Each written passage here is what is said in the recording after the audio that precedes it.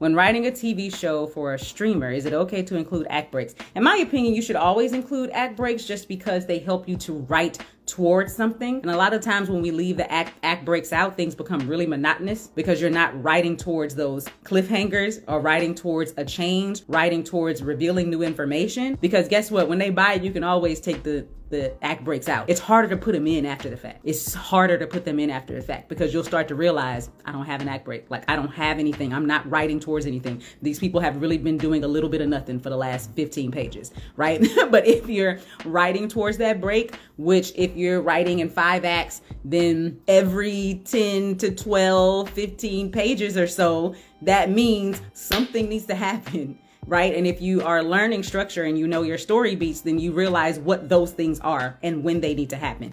So if you're great at it and you don't need those act outs to help you, then no, if you're writing for streamers, you don't need them, right? If you're writing for HBO, you don't need them. But I think it's a great practice as a writer, especially someone who's learning, who hasn't really done it a lot, blah, blah, blah, blah, blah, to write towards the act breaks because they help so much. Because if you go in there and take all the act breaks out, it's still beautiful. But trying to put them in after the fact can be hard. Do you aim for films to reach a direct audience or more widespread? Everything has an audience. Even if you want to consider it widespread, studios and networks and things don't look at it that way. If you pay attention enough, you'll see that some studios only make some kind of movies, and everything is based on metrics. Everything.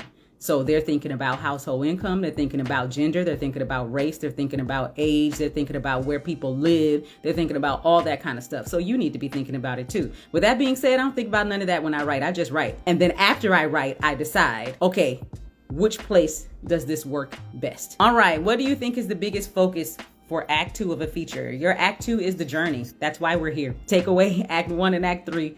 Your Act 2 is the movie. That's why we're here. This is what we're watching them try to achieve their goal or solve their problem. Act 1 sets up the problem. Act 3 says yes or no, we got it or we didn't. Act 2 is the movie. And that's where a lot of people usually go wrong because they have no idea what their movie is about. And so they are in Act 2 struggling, trying to get to the yes or no, we did it or we didn't, because they have no idea what we're really going to be watching for, almost 45 minutes to an hour of the film, right? If you look at the beginning as 30 minutes and the Act 3 is like 15 minutes or so, give or take, right? Then that's 45 minutes. What are we doing for the rest of the time? Act 2. What's the difference between movies that are story-driven movies instead of character-driven movies? In my opinion, everything is story-driven. I think people like to say things are character-driven when their characters are doing nothing. That's just how I feel about it. Everything is story-driven because your character is doing something. But a lot of people will say it's more character driven, maybe because it's not action, maybe because the plot points aren't big, maybe because you have to really study and understand structure to know what that character is doing. Like, for example, a lot of dramas are character driven because they're about the emotional through line of that character. But you still have to have story, or you just have a person standing there or sitting there or doing nothing, right? So I don't personally, like to separate the two, but I just think that they mean, if you're, watching an action movie, that it's going to be this big story moment that changes things. If you're watching something character driven, it can be, a lot more simple, a lot more nuanced, and you might miss it, unless you know story. So for example, our BFFs got together and studied 8th grade. 8th grade is a great drama, coming of age story, character driven. And if you don't really know much about story beats, you're thinking, well, I just watched a little girl do some random things for an hour and a half. But if you understand story, you're like, nope, there's her inciting incident. There is when she decided what her goal was. That was the first complication in the goal. That was the second one. There's her midpoint. There's the climax. Or she had rock bottom before that. There's the climax. And there's the resolution. You can see it. All the story beats are there. Do you have a story to tell? Dealing with writer's block? Need to learn screenplay structure? Let the professional pen take you from idea to story with our online screenwriting course. In this Go at Your Own Pace online course, the professional pen uses practical techniques to teach storytelling elements, including world building, creating three-dimensional characters, and using SMART goals to create an effective outline to help you write your screenplay more efficiently. Head over to awriterforyourwriter.com to enroll now. That's awriterforyourwriter.com. So what are you waiting for? Take the leap. The professional pen. What's your strength as a writer? Structure. Can't you tell?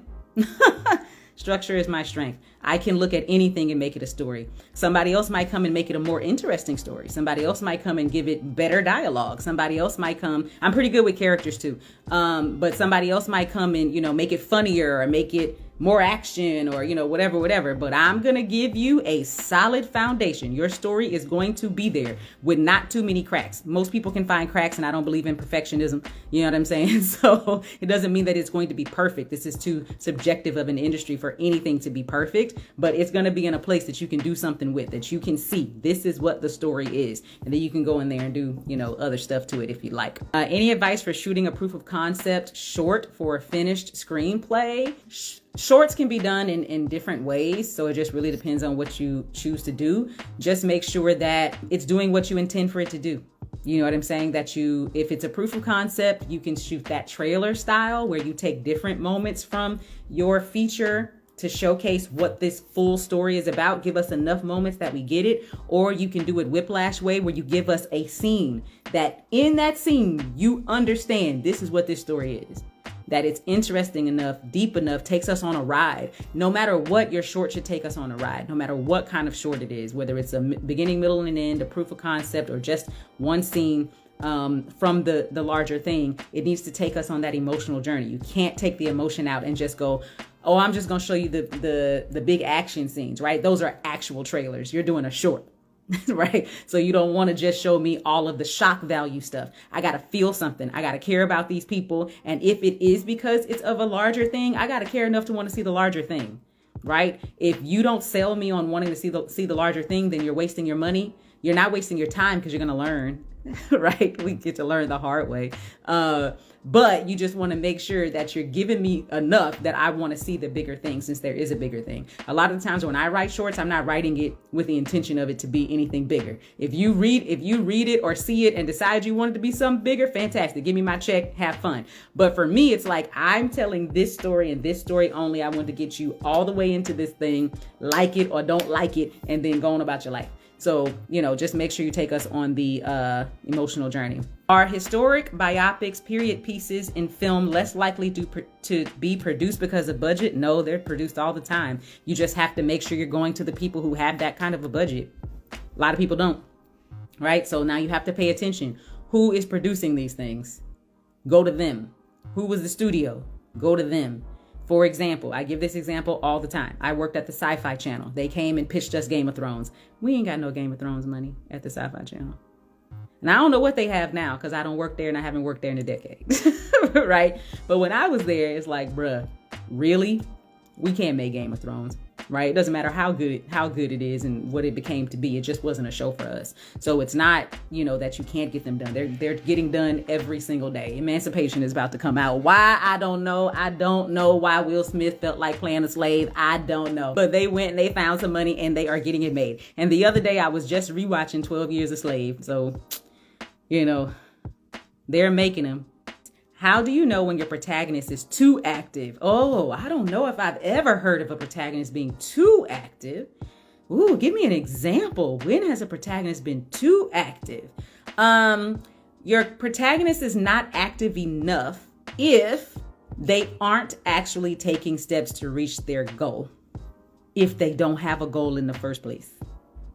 If they keep talking about it, not doing anything, which goes back to the first thing, like them being active is literal.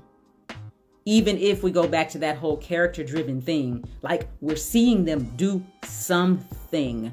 And I don't mean activity, like, oh, they went to a party. Well, going to that party didn't have anything to do with getting closer to or farther from their goal. So going to the party doesn't count.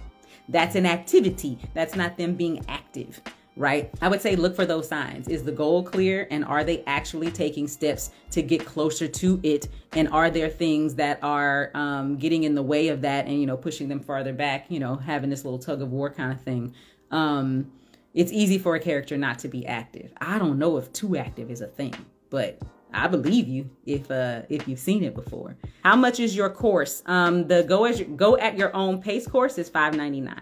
If I ever do another one in person, and I just don't know, not in person, but live, as in on Zoom, just me and, the 3 students that I usually allow in, that one is a lot more expensive because of the amount of time that we spend together. But I just literally don't have that kind of time these days, which is good because I'm busy, but I guess it's not good for the people who want to take the class live. But that's why I offered an online version for you to go at your own pace. So that one is $5.99. Thanks for watching. Need help with your screenplay? Go to awriterforyourwriter.com. That's awriterforyourwriter.com.